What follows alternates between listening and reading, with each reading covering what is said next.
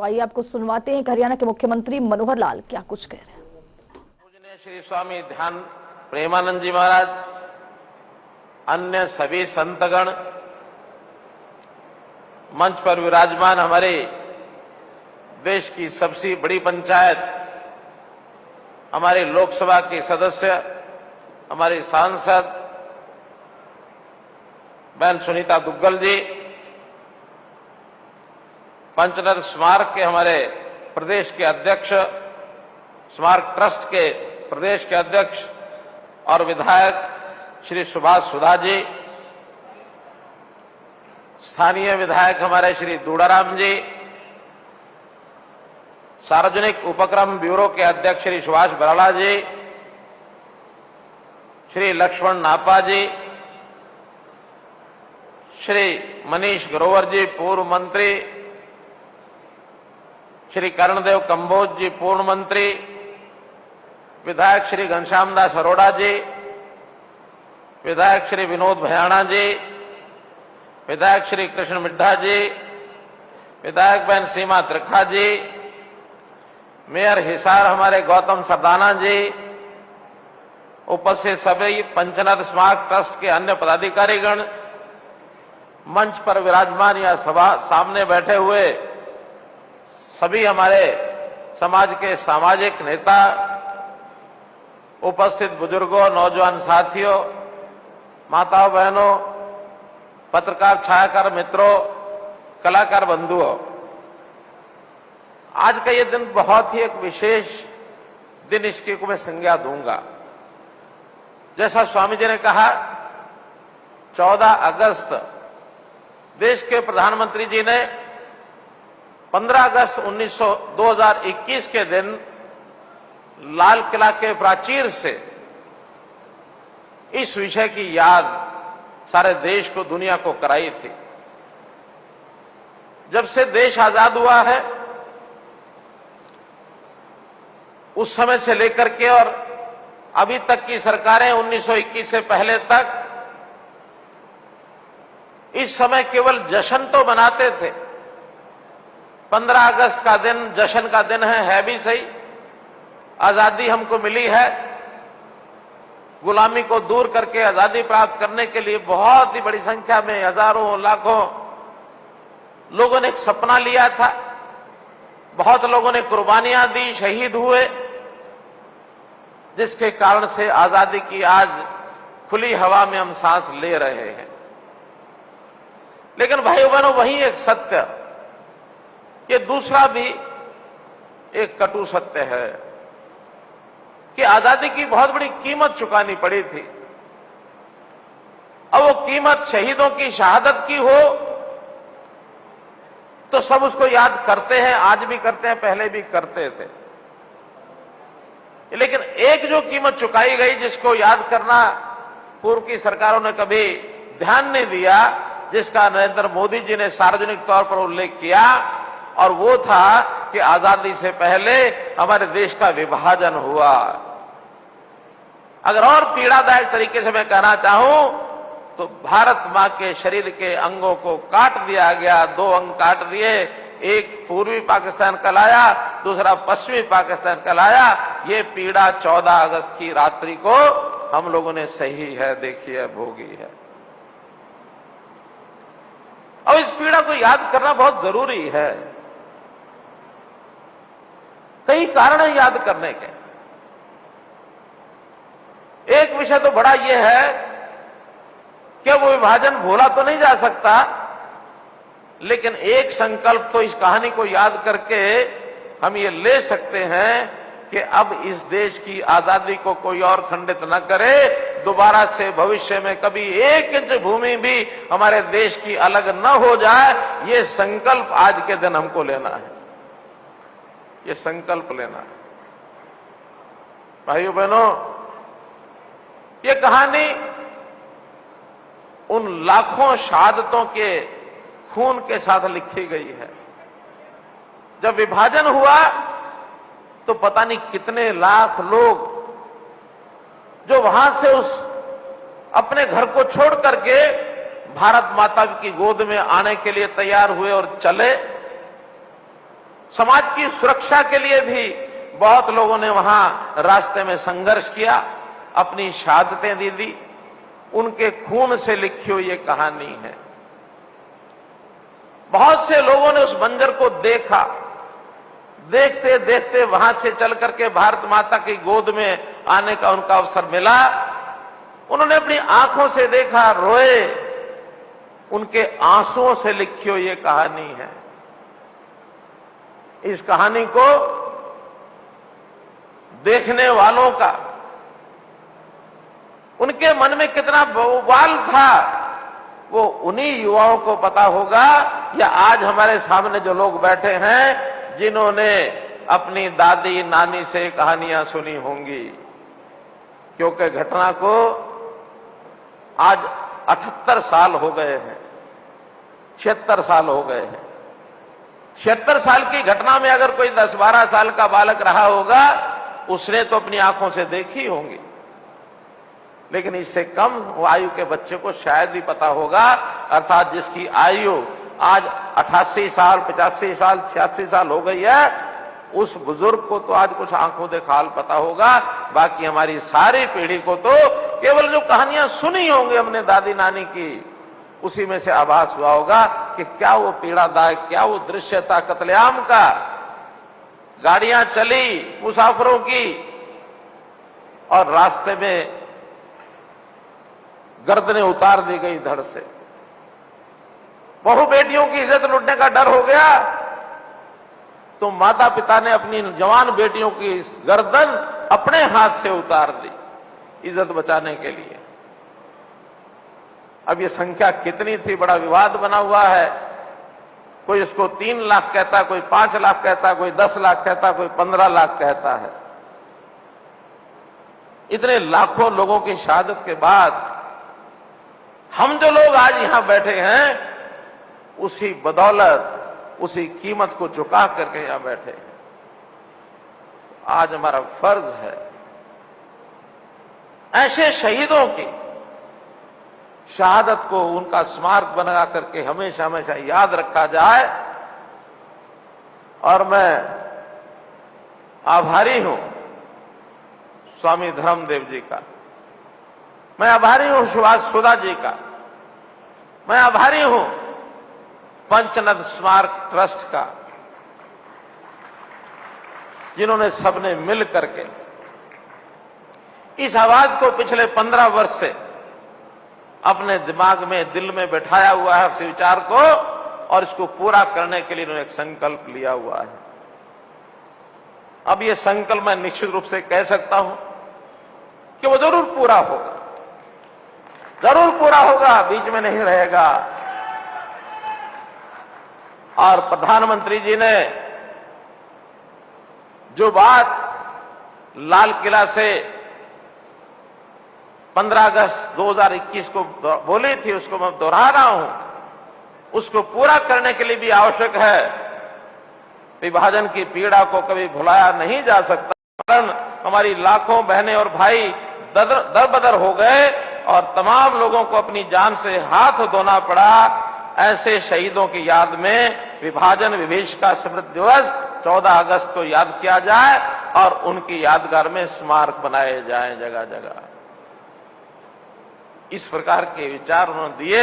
हम इस विचार को पूरा करने के लिए भाइयों बहनों, ये जो ऐतिहासिक घटना, ये कोई सामान्य घटना नहीं थी, कोई सामान्य दुर्घटना भी नहीं थी। सड़क पर चलते हुए एक्सीडेंट हो गया, 2-4 लोगों की मृत्यु हो गई, परिवार के लोग कुछ साल याद रखते हैं, लेकिन उस पीड़ा को कुछ ना समय बाद भूलना पड़ता है। लेकिन ये जो घटना हुई है, ऐतिहासिक घटना, इतिहास भरा पड़ा हमारी घटनाओं का। आज आखिर महाभारत क्या था? महाभारत भी एक ऐसी ऐतिहासिक घटना थी जिस घटना में लाखों जानें गई थी और उस घटना के नायक जिन्होंने युद्ध करवाया था, मृत्यु तो उसमें ही बहुत हुई थी। उस नायक को मैंने भगवान का दर्जा दिया। क्यों? एक संदेश के लिए। वो संदेश ये था, न्याय और अन्याय की लड़ाई में न्याय की विजय होनी चाहिए, सच्चाई की विजय होनी चाहिए, अन्याय परास्त होना चाहिए, झूठ की हार होनी चाहिए। ये एक सिद्धांत कायम करने के लिए महाभारत में लाखों लोग युद्ध में मारे गए थे। महाभारत के युद्ध को आज भी हम याद करते हैं। रामलीलाएं, रावण और राम के युद्ध को कितने हजारों साल पुरानी घटनाएं हैं, आज भी हम याद करते हैं। तो ये सारी घटनाएं संदेश देने के लिए होती है मित्रों, भाइयों, बहनों। तो इस संदेश को देने के लिए हम लोग हमेशा उस पीड़ा को याद करते हुए और इसका हर वर्ष एक कार्यक्रम ये करेंगे। मेरे मन में एक पीड़ा इसलिए भी है जो हमारे स्वामी जी ने बताई। मेरा परिवार भी उन्हीं सब परिवारों में था जो वहां से चल करके आए अगस्त के महीने में। क्या क्या मंजर रास्ते में देखा, और केवल शरीर पर 3 कपड़े, बाकी कुछ नहीं, और आकर के अपने जीवन बसर के लिए रोहतक जिले का निनाणा गांव है, वहां आकर के बसे सबसे पहले। वहां पर मजदूरी की। वो बताते थे स्कूल की बिल्डिंग बन रही थी, वहां मजदूरी करके उसकी दीवार की चिनाई के लिए जीवन प्रारंभ किया। 1 महीने की मजदूरी के बाद कुछ पैसा इकट्ठा करके हमारे दादाजी, पिताजी ने, और पास में कस्बा है महम, वहां से जाकर के कुछ प्याज खरीद के लाए और गांव में एक छोटी सी दुकान, पहले फेरी लगाई, फिर दुकान बनाई। उस दुकान पर प्याज, आलू, सब्जी, बाद में किराना, कपड़ा, सब कुछ रख करके, मैं छोटा था जब मेरी आयु 6 साल की मात्र थी 1960 में, उस समय मैंने वो दुकान देखी, हमारे दादाजी जो करते थे। अब उसके बाद के आगे संघर्ष परिवार ने किया, बहुत आगे बढ़े, पढ़ाई हो गई, भाई अपने अपनी जगह चले गए, हमारे चाचा जी अपने अपने परिवारों को पालने के बाद ठीक ठाक स्थान पर पहुंचे। आपके सबके आशीर्वाद से मुझ जैसे व्यक्ति को आज हरियाणा में ये स्थान मिला। कोई सोच नहीं सकता था कि इस प्रकार का स्थान इस समाज में से निकला हुआ कोई आदमी जाकर के देश के, समाज यानी प्रदेश के लोगों की सेवा करने का अवसर प्राप्त होगा। हमको मिला है। अब इसमें एक बहुत बड़ी बात जो स्वामी जी इंगित कर रहे थे, प्रदेश में 2 करोड़ 80 लाख की आबादी है, 70 लाख परिवार हैं। देश के शासनकर्ता का एक धर्म होता है, वो धर्म है अपने पूरे प्रदेश की जनता को अपना परिवार माने, अपने पूरे प्रदेश को परिवार माने। बहुत लोग, कभी कभी ना समझ लोग, जिनको मैं कह सकता हूं, कभी कटाक्ष कर देते हैं मेरे ऊपर, इसको क्या पता है इसका कौन सा परिवार है, ऐसा वो कहते हैं। और मैं कहता हूं हरियाणा का 2 करोड़ 80 लाख लोग ये मेरे परिवार के सदस्य हैं, इनका दुख सुख ये मेरा सुख दुख है, मुझे ये करना है। और मैंने एक कार्यक्रम शुरू किया हुआ आजकल, मेरे पास सब लोगों का हिसाब किताब, हर परिवार का, हर समाज का, हर व्यक्ति का हिसाब आज सरकार के माध्यम से हमें इकट्ठा किया, फैमिली आईडी बनाई है। मुझे हर व्यक्ति का जन्मदिन किस दिन होता मुझे पता है, और मैंने अपनी ओर से जन्मदिन की बधाई भेजना शुरू की है सबको। आपके जन्मदिन में पिछले 4 महीने के अंदर कुछ लोगों को बधाई संदेश मिले हो तो जरा एक बार हाथ खड़े करके बता दो। इतने सारे लोग हैं, इनको सबको संदेश मिले, और 2 करोड़ 80 लाख सब लोगों को संदेश देना मेरा काम है। आखिर मेरे परिवार के लोग हैं, इसीलिए मुझे उनको संदेश देने में आपत्ति क्या है। अब ये अलग बात है, राजनीतिक तौर पर उसमें कई प्रकार के पक्ष विपक्ष, आलोचनाएं, प्रत्यालोचनाएं, ये सब चलते रहते हैं।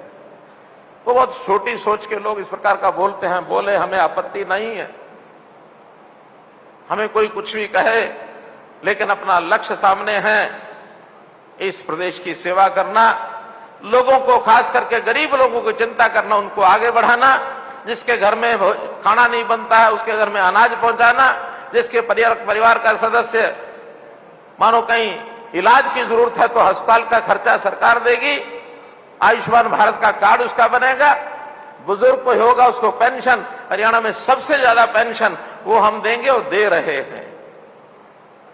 हर महीने ऐसे 60 साल के बुजुर्गों के खाते में 2750 रुपया नीले नीले नोट के वहां जमा हो जाते हैं। भ्रष्टाचार को खत्म करना ये हमारा काम है, विकास का काम करना ये हमारा काम है। ये मैं बातें इसलिए कह रहा हूं कि कुछ अपने समाज के लोग कह रहे हैं कि समाज का तो है, समाज के लिए क्या किया। मेरा कहना है समाज के लिए जितने उसके गर्व और गौरव के अनुभव की बातें हैं सब में शामिल होंगे, लेकिन पूरा समाज एक है, भेदभाव न किया जाए, ये भी विचार आप लोगों के दिया गया मेरे मन में है कि भेदभाव से अब काम नहीं चलते हैं। हम अपने आप को पंजाबी संस्कृति के पोषक मानते हैं, उस संस्कृति को हमको पोषक करना, उसको स्थायी रूप से उसके लिए काम करना, उस संस्कृति में जो अच्छे पहलू उनको आगे बढ़ाना चाहिए, सब बढ़ाएंगे, मैं उसमें सहयोगी बनूंगा। लेकिन मित्रों, हम जिस माटी में रहते हैं, जिस देश में, प्रदेश में, गांव में, शहर में, वार्ड में जहां रहते हैं, वहां जो सारा समाज है, उस समाज के साथ हमको मिल करके रहना है, हमारा भाईचारा बना के रहना है। यह भी इसी का एक संदेश है। मैंने अपने चुनाव में, पहला चुनाव हुआ था, उसमें घोषणा की थी हरियाणा एक, हरियाणवी एक। मैंने कभी ये नहीं कहा था कि भैया केवल पंजाबी एक हो जाओ, बाकी नहीं। हम सब जहां पंजाबी संस्कृति के पोषक हैं, वहां प्रदेश के नाते हम हरियाणवी हैं, ये विचार मन में बैठा के हमको चलना पड़ेगा। आज ये जो वस्तु स्थिति है, इस वस्तु स्थिति में सारे समाज के साथ मिलकर चलें, और हां, जहां कहीं हमारे पास दो गुण हैं, चार बातें भगवान ने बहुत कृपा से हमें मिली हैं, उसके कारण से सारे समाज की अगुवाई करें। और इसमें समाज के बहुत लोग, हमारा ये जो पुरुषार्थी समाज है, इसको श्रेय देता है, इसको श्रेय देता है, क्योंकि बहुत लोगों ने जो लोगों को बताया काम, आप लोगों ने सिखाया काम, उसके ऊपर आगे बढ़े, व्यापार में आगे बढ़े, उद्योग में आगे बढ़े, निवेशक बने। बहुत अच्छे समाज की हमारी स्थिति। भले ही 47 में घर परिवार छोड़ करके बिना सामान के यहाँ आए थे, लेकिन काम करने की जो प्रेरणा थी, स्वाभिमान था, उसके कारण से जो यह चर्चा उस समय चली थी कि इस समाज को बेचारा समाज है और वहां से सब छोड़ के आया है, दया भाव लोगों ने दिखाया और ये भी कहा कि ठीक है, इस समाज को आरक्षण दे दिया जाए। मैं समाज के उस समय के अग्रणी नेताओं का बहुत सम्मान से उनकी इस बात की प्रशंसा करता हूं कि समाज के लोगों ने कहा कि नहीं नहीं, हमको आरक्षण नहीं लेना है। ये अपने ही समाज के लोगों ने कहा। अगर कहीं उस समाज उस आरक्षण के घेरे में पड़ जाते, तो जो प्रगति समाज के लोगों ने अपने पैरों पर खड़े होकर के मेहनत करके की है, शायद वो ना कर पाते, क्योंकि एक स्वार्थ जाग जाता है वहां।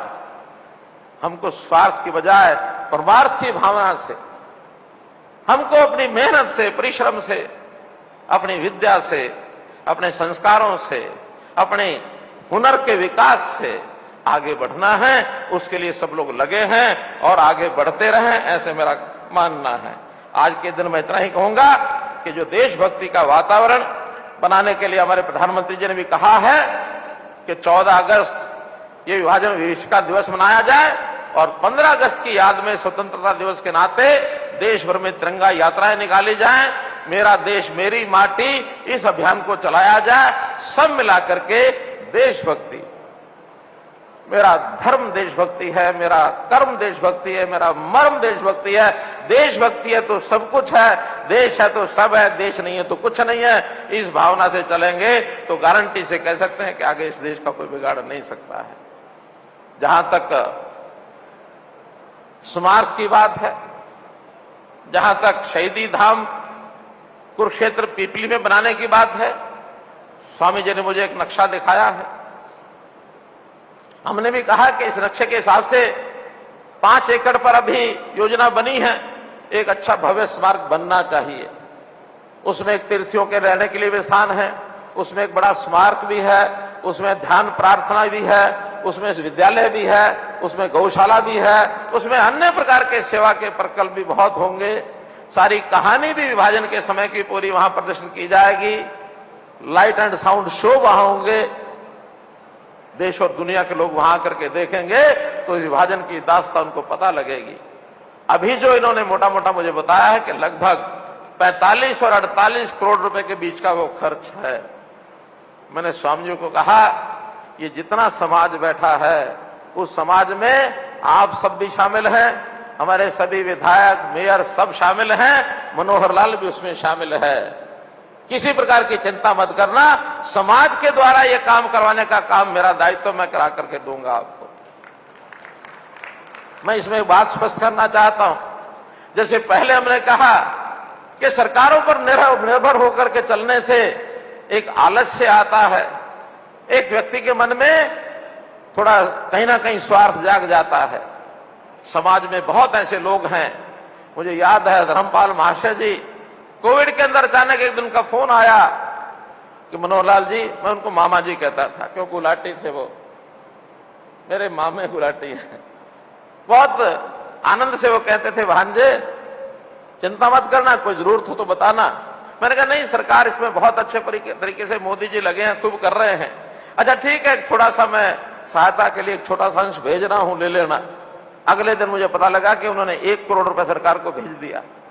मैंने कहा सामाजिक कामों के लिए, कहने लगे मेरा जिंदगी है कि नहीं है, मैं अपने परिवार में बाकी लोग कह के जा रहा हूं, सामाजिक कामों में जब भी कभी कोई आवश्यकता जितनी पड़े उतनी मैं देने के लिए तैयार हूं। एक धर्मपाल महाशय नहीं है, ऐसे धर्मपाल महाशय अपने समाज के अंदर बहुत है स्वामी जी। एक इशारा करने की जरूरत है।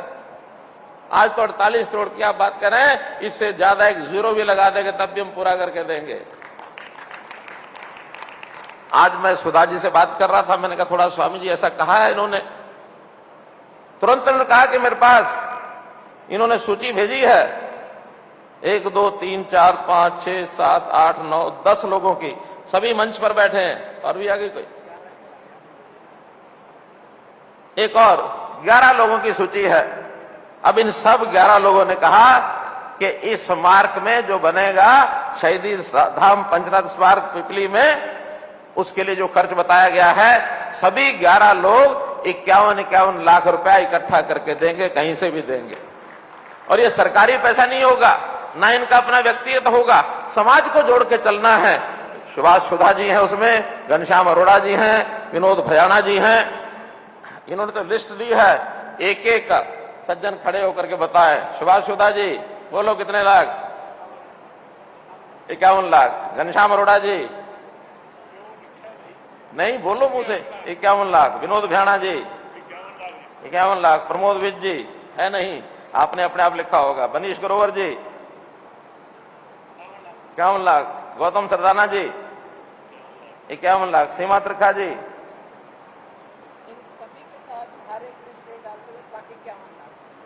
सब में 1-1 लाख आप डालेंगे और 51 अपना अलग देंगे। क्या बात है, वो कहते इनका भी सहयोग कर दूंगे 1-1 लाख में। संजय भाटिया जी है नहीं लगता, आपने अपनी मर्जी अपने विश्वासपूर्वक लिखा है। फिर हमारे लक्ष्मण नापा जी जो विधायक हैं, क्यों आप भी योगदान करेंगे? अपने आप तो नहीं लिख लिया इन्होंने, आपने कहा है, चलिए ठीक है। अब इसमें हाँ मिड्डा जी भी हैं, कृष्ण मिड्डा जी वो चले गए हैं इसलिए मैंने बोला नहीं है, वो अगले का एक कार्यक्रम था उनका 4 बजे छुट्टी लेके गए हैं। और पहले चरण के इस सारे कलेक्शन में समाज के बाकी लोगों से भी लेंगे, लेकिन मेरे अपने जो व्यक्तिगत संबंध हैं, मैं फिर कह रहा हूं, सरकार से इसमें देना बहुत जो सहायता, जो सहयोग, जो डिपार्टमेंट्स के छोटे मोटे कामों का होगा वो तो सब कराएंगे, लेकिन सरकार का जो धन है वो एक ट्रस्ट का धन है। और ये पंचनद स्मारक ये भी एक ट्रस्ट है।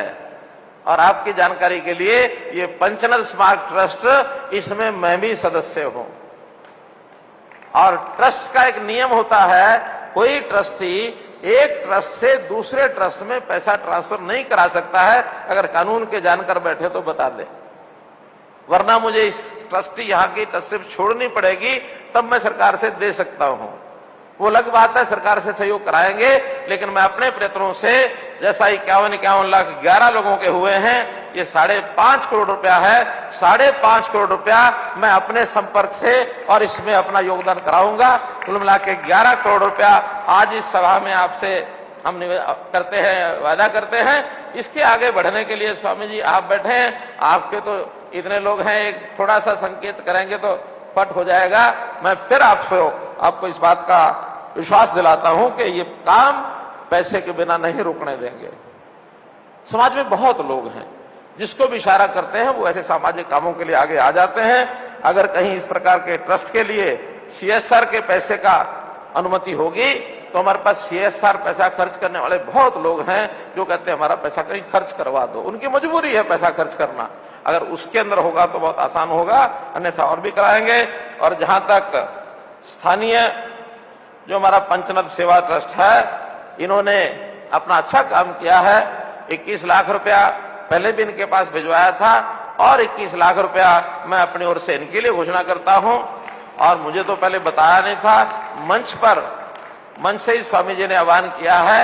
तो जो शिवधाम योजना हमारी है, उस शिवधाम योजना में से यहाँ का जो क्या नाम रखा है शमशान का, शिवधाम या कुछ और है,